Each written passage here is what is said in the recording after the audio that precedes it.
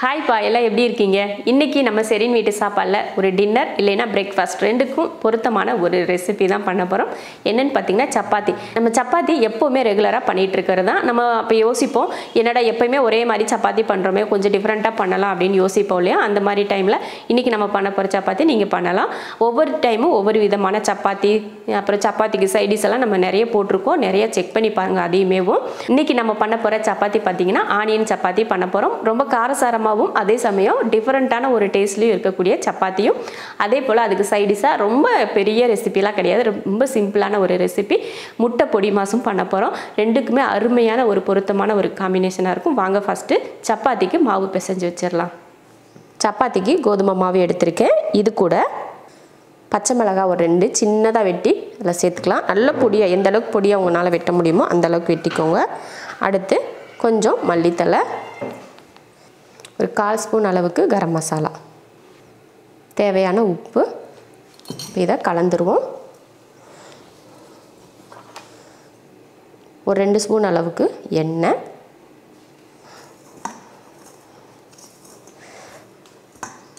அடுத்து நம்ம கையில் இந்த மாதிரி ஒரு கையளவுக்கு பெரிய வெங்காயத்தை பொடியாக வெட்டியிருக்கேன், அதையும் சேர்த்துக்கலாம். சேர்த்துட்டு இந்த மாதிரி கலந்துருவோம்.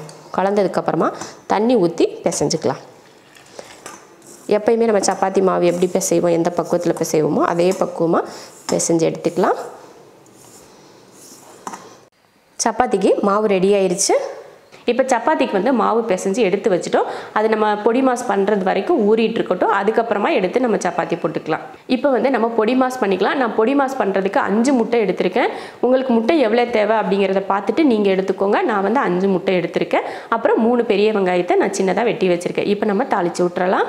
இப்போ ஸ்டவ் ஆன் பண்ணி கடாய் வச்சுருக்கேன். இதில் எண்ணெய் சேர்த்துக்கலாம். எண்ணெய் காஞ்சதுமே ஒரு 1/2 ஸ்பூன் அளவுக்கு சோம்பு, ஒரு 2 பல் பூண்டு, 3 பெரிய வெங்காயத்தை பொடியாக வெட்டி வச்சுருக்கேன், அதையே சேர்த்துக்கலாம். சேர்த்துட்டு இதை நல்லா வதக்கிடுவோம்.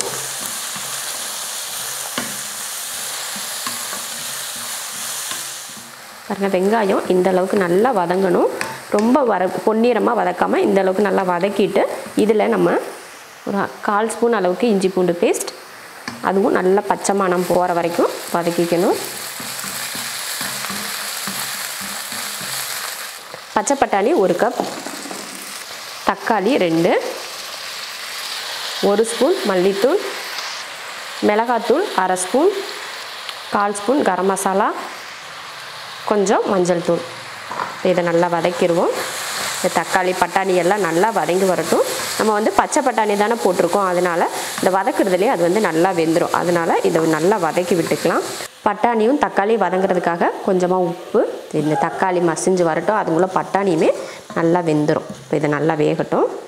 பாருங்கள், தக்காளி அப்புறம் பட்டாணி எல்லாம் நல்லா வதக்கி நல்லா வெந்துருச்சு. இதுவே ஒரு 3லேருந்து 4 நிமிஷத்துக்கிட்ட நம்ம வதக்கியாச்சு. அந்த பச்சை பட்டாணி வேகிறதும் கரெக்டாக வெந்திருக்கும். இப்போ இதில் நம்ம முட்டை சேர்த்துக்கலாம். 5 முட்டை நான் எடுத்திருக்கேன். இதை சேர்த்துருவோம். முட்டை சேர்த்துருக்கோம் இல்லையா, அதனால் கொஞ்சமாக உப்பு சேர்த்துக்கலாம். உப்பு சேர்த்துட்டு இதை கலந்துருவோம்.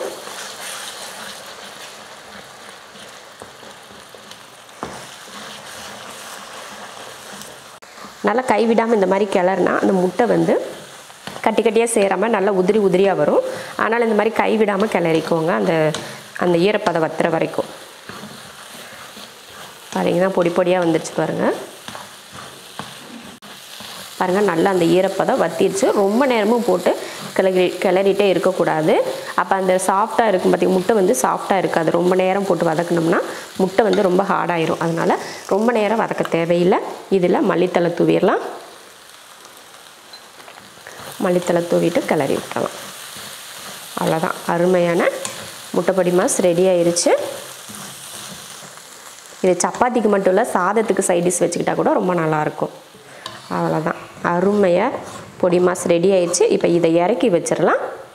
இப்போ சூப்பரான ஒரு பொடி மாஸ் வந்து ரெடி ஆயிடுச்சு. இந்த மாதிரி நம்ம பண்ணுங்கள் பொடி மாஸ். அதிக நேரம் போட்டு வறுத்துட்டே இருந்தீங்கன்னா அந்த முட்டை வந்து ரொம்ப ஹார்டாயிரும். அதனால லைட்டாக வதக்கி எடுத்துக்கோங்க. அந்த ஈரப்பதம் வந்து லைட்டாக இருக்கிற மாதிரி நீங்கள் பொடி மாஸை இறக்கிக்கிட்டிங்கன்னா சாப்பிட்றதுக்கும் சரி நல்லாயிருக்கும். அடுத்ததாக வந்து இப்போ சப்பாத்திக்கு மாவு பிசைஞ்சு வச்சுருந்தோம் இல்லையா, இப்போ நம்ம வந்து தேய்ச்சி எடுத்துக்கலாம்.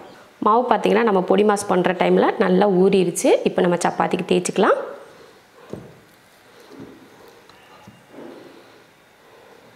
இந்த மாதிரி மாவை மூடி வச்சுக்கிட்டா தான் காஞ்சு போகாமல் இருக்கும். ஒரு கவரோ இல்லை பாத்திரமோ போட்டு நல்லா மூடி வச்சுக்கணும்.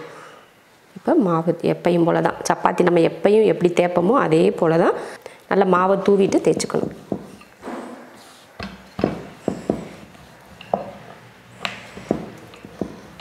இந்த மாதிரி வெங்காயம் போட்டு நம்ம சப்பாத்தி சாப்பிட்றப்போ வெறும் சப்பாத்தியை கூட சாப்பிட்லாம். ஏன்னா அந்த வெங்காயம் வந்து நம்ம சப்பாத்தி கல்லில் போட்டு வேக வச்சு எடுத்து சாப்பிட்றப்போ சப்பாத்தி கூட அந்த வெங்காயம் கடிப்படுறப்போ டேஸ்ட் ரொம்ப நல்லாயிருக்கும். அதனால் நம்ம இதுக்கு சைடிஷ் கூட தேவையில்லை, நம்ம அப்படியே கூட சாப்பிட்லாம். நம்ம வெங்காயம்லாம் போட்டிருக்கோம் இல்லையா, அதனால் கொஞ்சம் தேய்க்கிறதுக்கு வந்து ஒட்டுற மாதிரியே இருக்கும். அதனால் பார்த்துட்டு தேய்ங்க. ரொம்ப அழுத்தம் கொடுத்து தேய்ச்சிங்கன்னா பிஞ்சிட்டு வந்துடும்.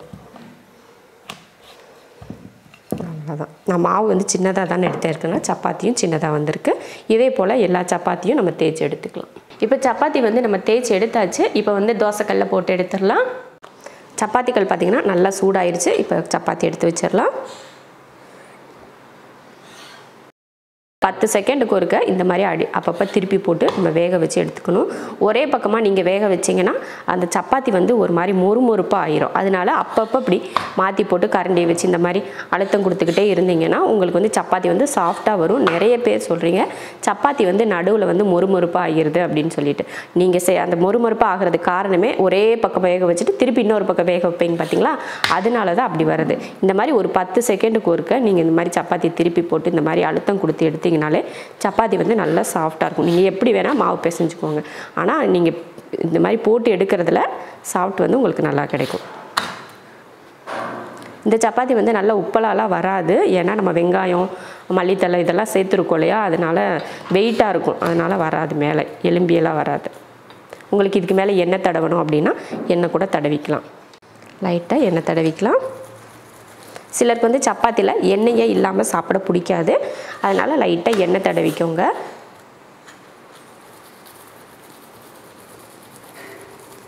லைட்டாக தடவிக்கிட்டோம்னா போதும்.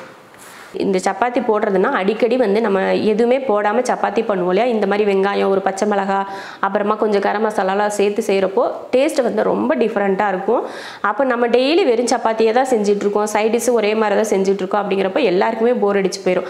அதனால இந்த மாதிரி ஒரு டிஃப்ரெண்ட்டான ஒரு சப்பாத்தி நீங்கள் செஞ்சிங்கன்னா உங்களுக்கும் சாப்பிட்றதுக்கு கொஞ்சம் வித்தியாசமாக இருக்கும். நம்ம வீட்டில் இருக்கவங்க எல்லாருக்குமே நல்ல டேஸ்ட்டாக இருக்கே அப்படின்னு சொல்லி விரும்பியும் சாப்பிடுவாங்க.